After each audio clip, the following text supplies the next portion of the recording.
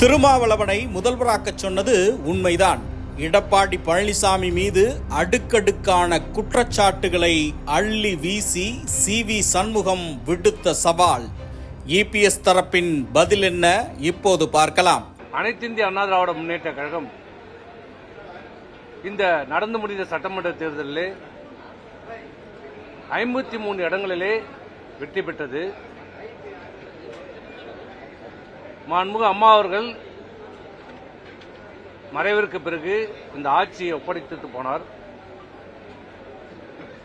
சட்டமன்ற உறுப்பினரால் தேர்வு செய்யப்பட்டார், முதலமைச்சராக தேர்வு செய்யப்பட்டார், மக்களால் இல்ல. 21 ஆட்சியை இழந்து எதிர்க்கட்சி தலைவராக இருந்தார். இன்றைக்கு 26 எதிர்க்கட்சி அந்தஸ்தையும் இழந்து இன்றைக்கு 47 இடங்களிலே வெற்றி பெற்றிருக்கிறது. இன்று வரை அவர் முதலமைச்சராக பொறுப்பேற்று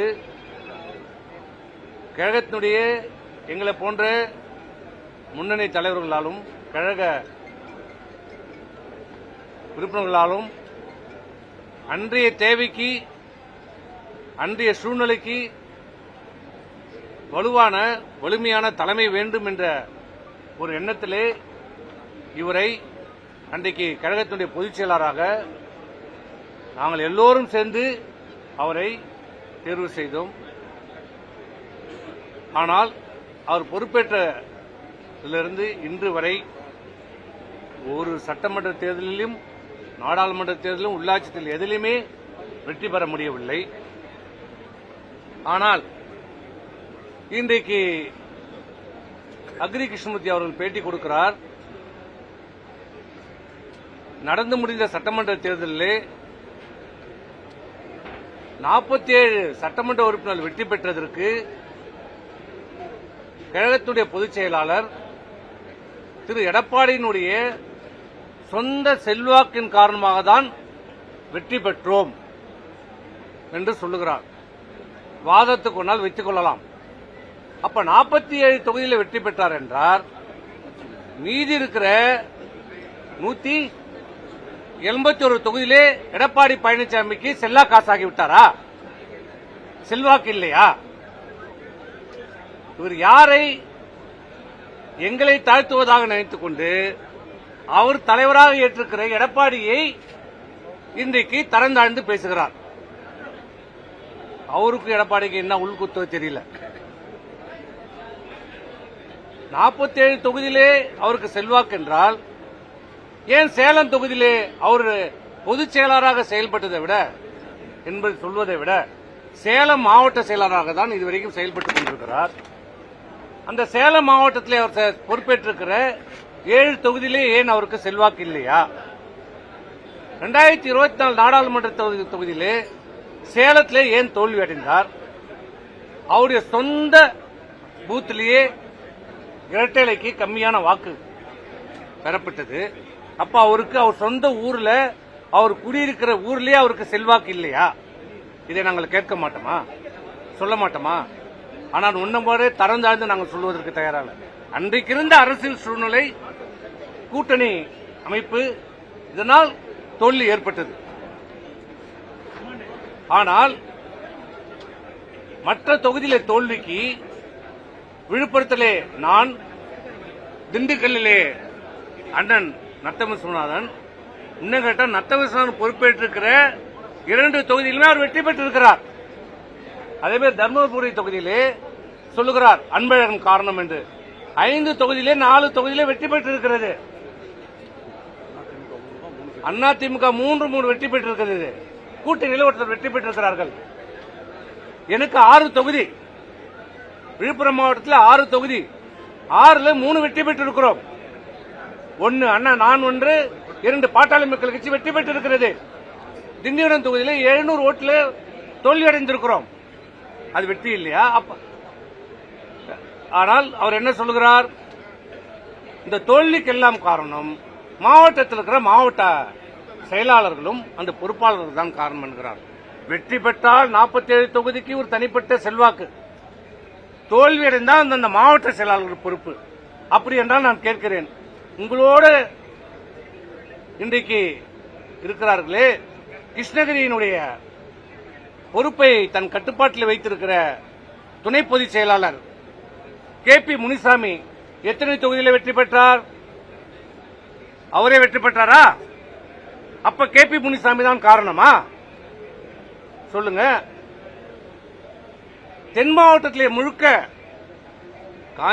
கன்னியாகுமரி, திருநெல்வேலி, தென்காசி, தேனி, விருதுநகர், மதுரை, ராமநாதபுரம், சிவகங்கை இதிலே வெற்றி பெற்றது எத்தனை? கன்னியாகுமரி 1, அம்பாசமுத்திரம் 2, சங்கரன் கோயில் 1, 3 தான். எத்தனை மாவட்டத்திலே? கன்னியாகுமரி, திருநெல்வேலி, விருதுநகர், தேனி, மதுரை, சிவகங்கை, ராமநாதபுரம் 7 மாவட்டத்திலே வெற்றி பெற்ற தொகுதிகள் 3. அப்ப அங்க செல்வாக்கு இல்லையா? தென் மாவட்டத்திலே செல்வாக்கு இல்லையா? அதே போன்று சென்னை, காஞ்சிபுரம், திருவள்ளூர் 37 தொகுதிகள், மொத்தம் 37 வெற்றி பெற்றது 2 தொகுதி. மதுராந்தகம், செய்யூர் தொகுதி. மீதி 35 தொகுதியிலே தோல்வி அடைந்திருக்கிறது. திருத்தணி அரி 3. சென்னையிலே சுத்தமா தொடச்சி எறியப்பட்டிருக்கிறது. அப்ப அந்த தோல்விக்கு யார் காரணம்?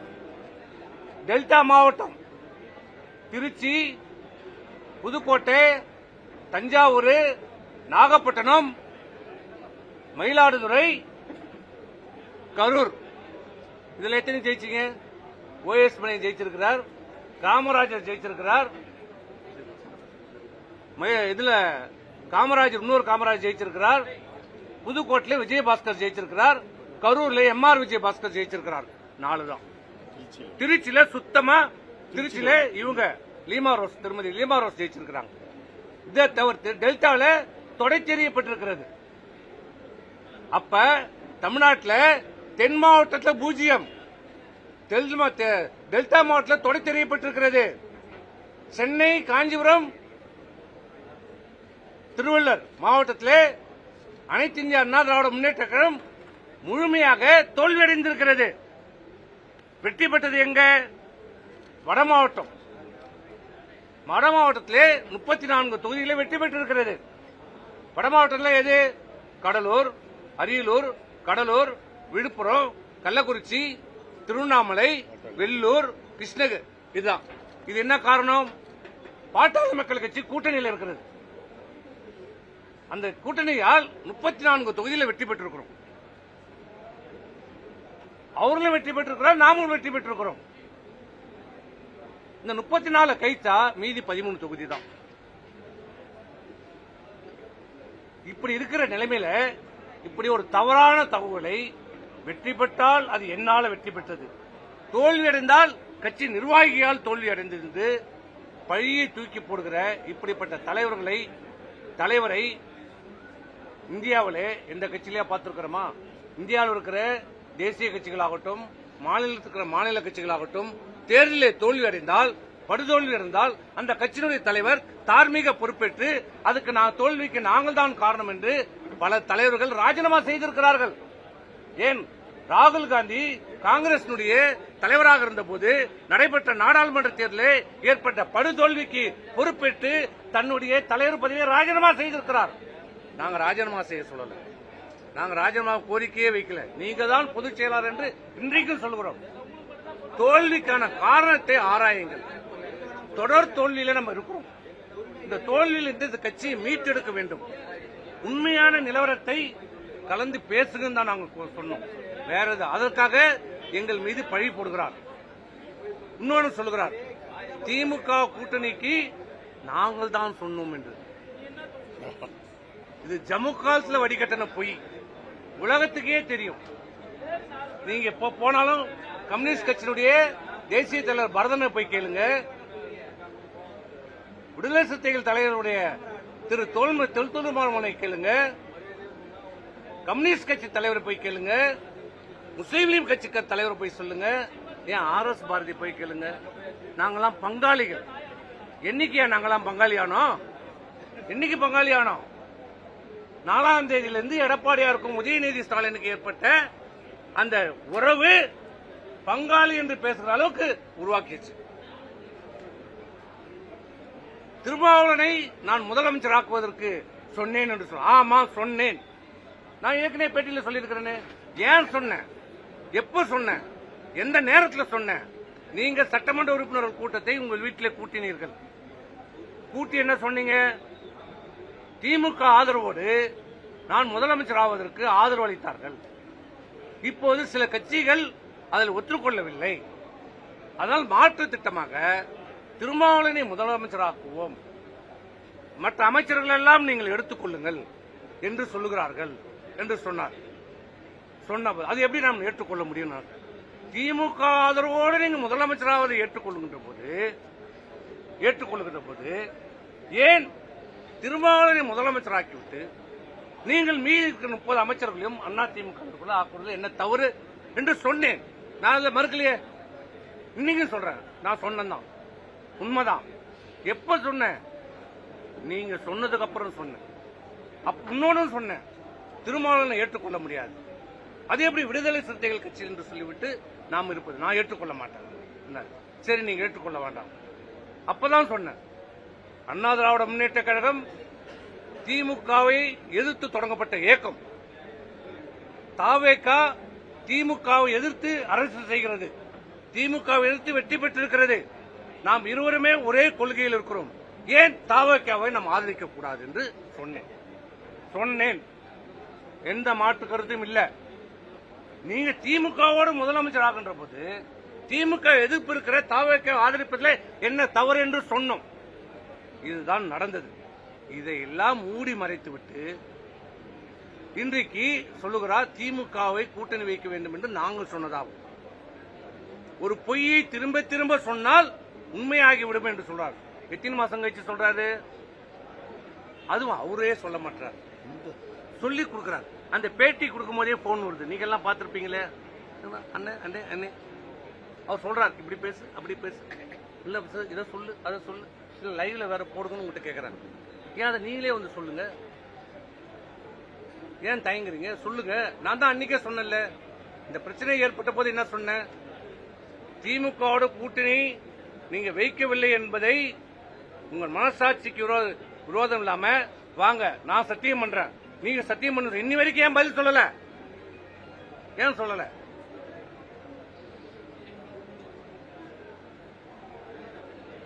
இப்படி பொய்யை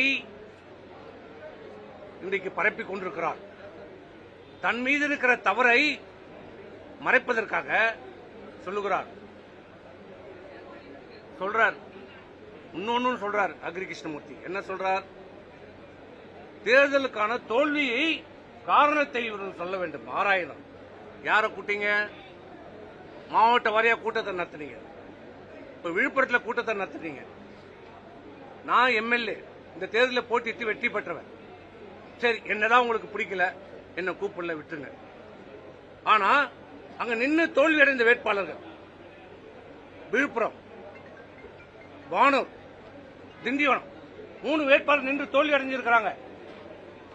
யார் யார் கூட்டிங்களா? 3 பேரும் கூப்பிடல.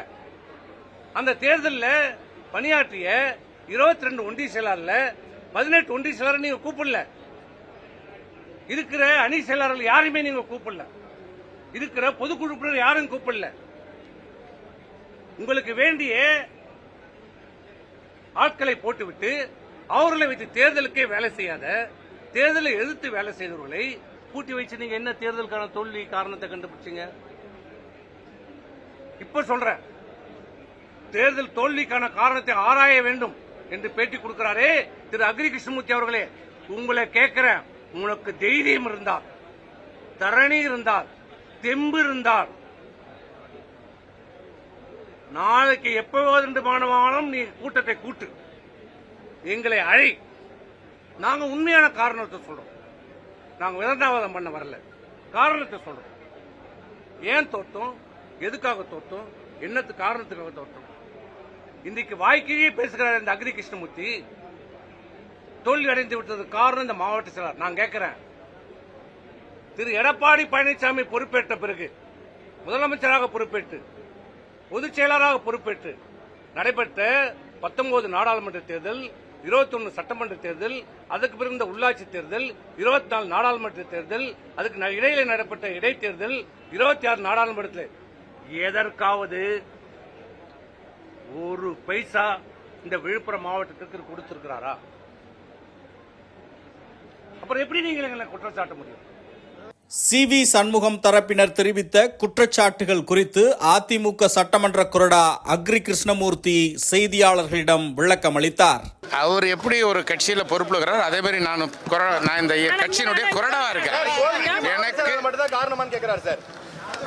எந்த மாவட்ட செயலாளர்கள் பரிந்துரை பண்ணார்களோ அவங்க தான் அதுக்கு ரிஸ்க் எடுக்கணும். அவங்க மட்டும் தான் பொறுப்பு ஏத்துக்கணுமா அப்படின்ற மாதிரி CV சண்முகம் கேள்வி எழுப்புறாரு. அவங்க தான் ஏத்துக்கணும்.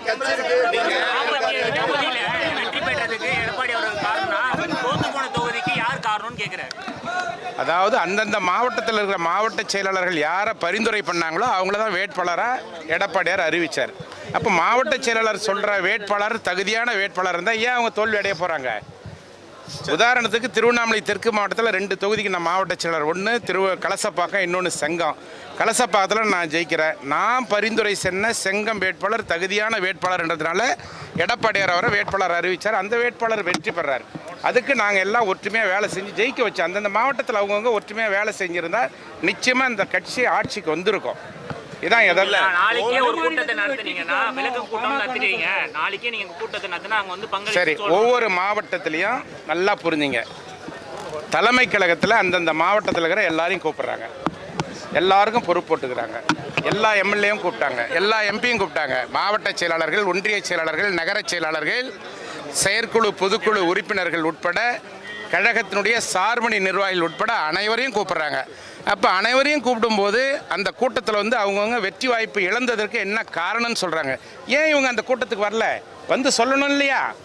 பொதுச் செயலாளர்கிட்ட தானே தங்களுடைய வெற்றி வாய்ப்பு ஏன் இழந்துட்டு இந்த கட்சியில் இருக்கிறவங்க, உறுப்பினராக இருக்கிறவங்க, நிர்வாகிகளாக இருக்கிறவங்க பதில் சொல்ல முடியும். ஏன் அந்த கூட்டத்துக்கு இவங்கெல்லாம் வரல? என்ன பயம்? ஏன் வரல? அந்தந்த மாவட்டத்தில் இருக்கிற நிர்வாகிகள், ஒன்றிய செயலாளர்கள், நகர செயலாளர்கள் இவர்கள் மீது குற்றம் சொல்வார்கள் என்று பயந்து அந்த கூட்டத்திற்கு வரவில்லை. பொதுச் செயலாளர்கள் கூட்டிய கூட்டத்திற்கு வருவதற்கு உங்களுக்கு என்ன பயம்? ஏன் வரவில்லை? செய்த தவறுகளை மறைப்பதற்காக பொதுச் செயலாளர்கள் மீது தொடர்ந்து குற்றம் சொல்லி வருகிறார்கள். இது கண்டிக்கத்தக்கது. நிச்சயமா செய்ய முடியும். நாங்கள் தான் அதற்கு உதாரணம். நாங்கள் தான் கூட இருக்கிறோம். சட்டமன்ற உறுப்பினர்கள் அவரோடு ஒன்றுபட்டு உறுதியாக அவருடைய தலைமையை ஏற்றுக்கொண்டிருக்கிறோம். எந்த இடத்திலேயும் திராவிட முன்னேற்ற கழகத்தினோடு எந்த விதமான பேச்சுவார்த்தையும் அண்ணன் எடப்பாடியார் நடத்தவில்லை. இது 100% உண்மை. சார், அதிமுகவுடைய 30க்கும் மேற்பட்ட தொகுதியில் வெற்றிக்கு காரணம் பாமக தான். CV சண்முகம் தொடர்ச்சியாக கூறுவார். அண்ணன் எடப்பாடியார்களுடைய உழைப்பு, கூட்டணி கட்சியினுடைய பலம், இதுதான் வெற்றிக்கு காரணம். பாமக கட்சியால் தான் அனைத்து தொகுதிகளிலும் வெற்றி பெற்றது என்று சொன்னால், விழுப்புரத்திலே 2016 இவர் போட்டியிடுகின்ற பொழுது ஏன் இவர் வெற்றி வாய்ப்பு இழக்க வேண்டும்? எதனால் இவர் வெற்றி வாய்ப்பை இழந்தார்? அதற்கு காரணம் சொல்ல வேண்டும் இல்லையா?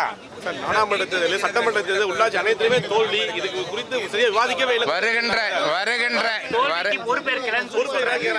வருகின்ற எந்த தேர்தலாக இருந்தாலும், அது உள்ளாட்சிக்கான தேர்தலாக இருந்தாலும் சரி, அல்லது இடைத்தேர்தலாக இருந்தாலும் சரி, ஒரே நாடு ஒரே தேர்தல் மூலமாக வர இருக்கின்ற நாடாளுமன்ற தேர்தலாக இருந்தாலும் சரி, அல்லது சட்டமன்ற தேர்தலாக இருந்தாலும் சரி, அண்ணன் எடப்பாடியார் தலைமையில் அனைத்து இந்திய அண்ணா திராவிட முன்னேற்ற கழகம் மீண்டும் தமிழகத்திலே அம்மானுடைய ஆட்சியை அமைக்கும் என்று உறுதியோடு தெரிவித்துக் கொள்கிறோம்.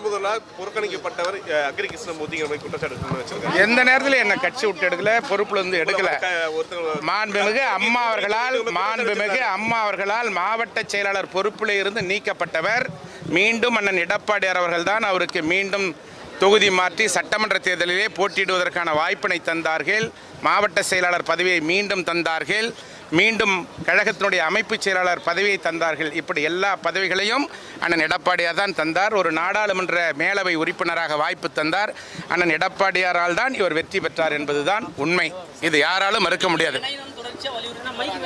அது பொதுச் செயலாளர் முடிவெடுப்பார். இது கட்சியினுடைய தலைமையில் இருக்கின்ற அனைத்து இந்திய அண்ணா திராவிட முன்னேற்ற கழகத்துடைய பொதுச் செயலாளர் அண்ணன் எடப்பாடி அவர்கள் முடிவெடுக்கக்கூடிய ஒரு விஷயம்.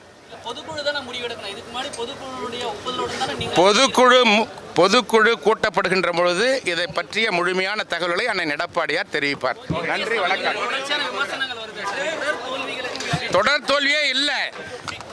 1996 மாண்புமிகு அம்மா அவர்கள் இருந்த பொழுது 4 இடங்களில் மட்டுமே வெற்றி பெற்றார்கள்.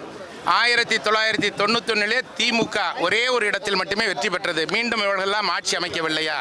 வெற்றி தோல்வி என்பது சகஜம். மீண்டும் அனைத்து இந்திய அண்ணா திராவிட முன்னேற்ற கழகத்துடைய ஆட்சி எந்த நேரத்திலே தேர்தல் வந்தாலும் மீண்டும் அம்மாவுடைய ஆட்சியை அண்ணன் எடப்பாடியார் அவர்கள் அமைத்தே தருவார்கள். இது அனைத்து இந்திய அண்ணா திராவிட முன்னேற்ற கழகத்துடைய தொண்டர்களுடைய உறுதிப்பாடு என்பதை தெரிவித்துக் கொள்கிறேன். நன்றி, வணக்கம்.